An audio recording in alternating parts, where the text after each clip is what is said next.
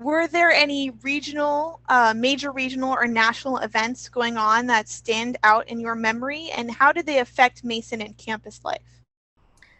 Oh yeah, absolutely. I was there. So my first year there, so the 2005-2006 school year, um, was when Mason made it into the Final Four. Their basketball team, the men's basketball team, made it into the Final Four, and they were the Cinderella story. I mean, such a famous Cinderella story that I have met people while traveling who are other Americans, and if I find out that they're into sports, specifically college sports, I'll be like, "Oh yeah, I went to Mason," and they'd be like, "Oh yeah, Cinderella story, Final Four." It's like, how do you know about Mason? But yeah, while I was there, that was happening, and I don't think I've ever seen the university come together in quite the way that the camaraderie was during all of that. Um, I've never cared to follow college sports in any way, but like during specifically those few weeks, it was like I knew exactly when Mason was playing. I knew whether it was a home game or an away game. And I can't really tell you much details about it though, like afterwards, but it was so crazy being kind of in the flurry of it. But I mentioned this to Bob, but had I had a situation with it though, and I can't remember which game it was specifically. Um, but it was an away game. Might have been a home game. I can't remember now.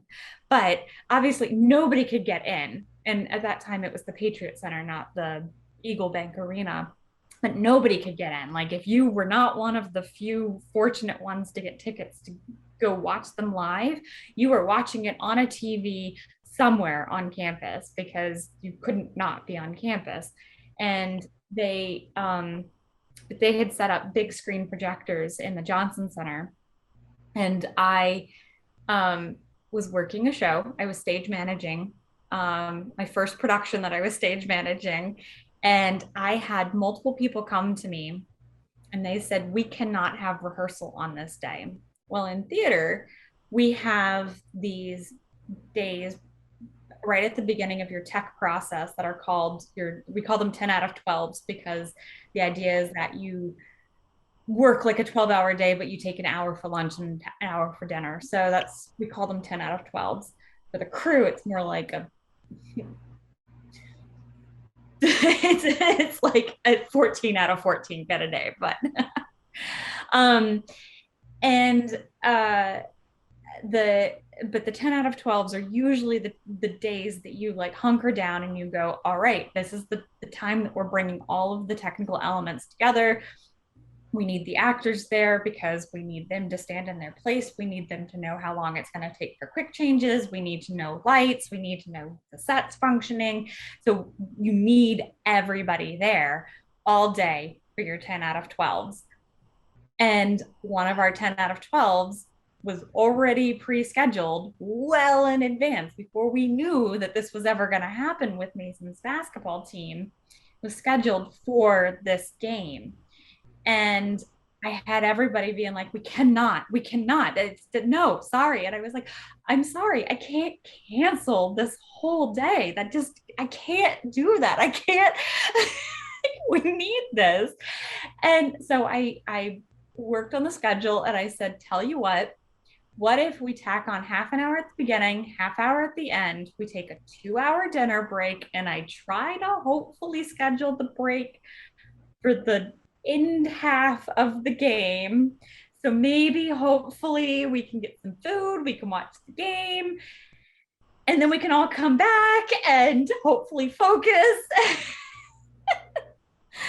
So sure enough, it was we took a break. We all went up to the Johnson Center. It was packed, shoulder to shoulder. I felt like the building was shaking with the number of people in there.